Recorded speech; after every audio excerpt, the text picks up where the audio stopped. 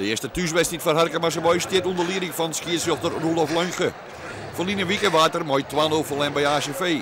Sneun wie Staphorst mooi trainer Jan Verhaal de opbezitten.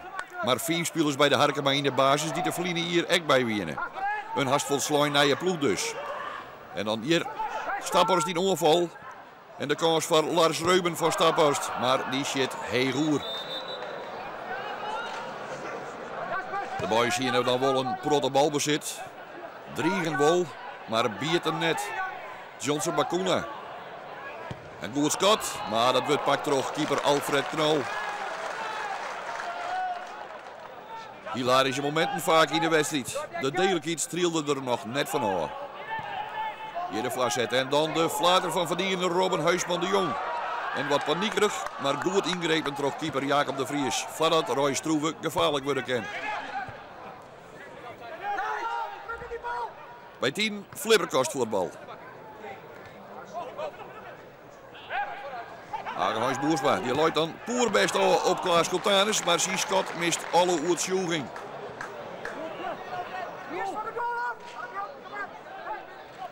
Dan de vrije trap voor Staphorst. De bal voortkapt door Jasper Valentijn.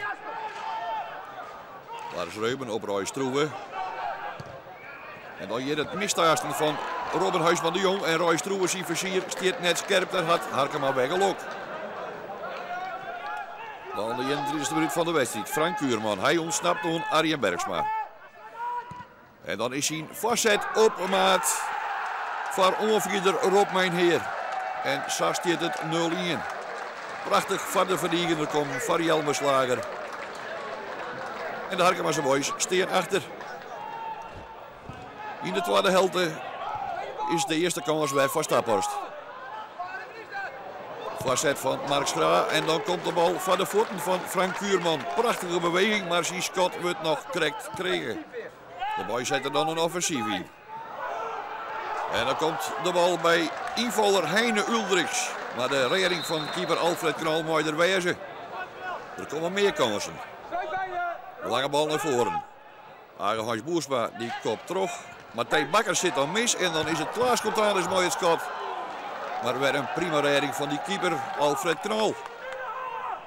Hier het duel om de bal mooi Jelmer Mullender. En die moet het dan al is. En dan komt spits Roy Stroeve in stelling. Prachtige redding van keeper Jacob de Vries. Ontwakkieta. Hij houdt zijn ploeg nog in de race. Staphorst krijgt meer mogelijkheden. Prachtig hakje hier op Martijn Brakke. En die speelt de keeper uit en dan moet hij scoren. Maar hij looit de bal niet aan de goal. De wedstrijd rent er nooit aan en de boys zetten nog eens aan. Hagenhuis Boersma die het terugkomt. Robin Huisman de Jong, via de voet van de Staphorster Njonken. En de hoekschop zou echt niet opsmieten. Dan de 89e minuut van de wedstrijd. De hele ploeg van de boys op de helft van het zeerstand om de leaguemaker te versjerien. En dan is de counter van Staphorst deerlijk. Martijn Brakke. En een fantastische goal. En zo staat het 0-2.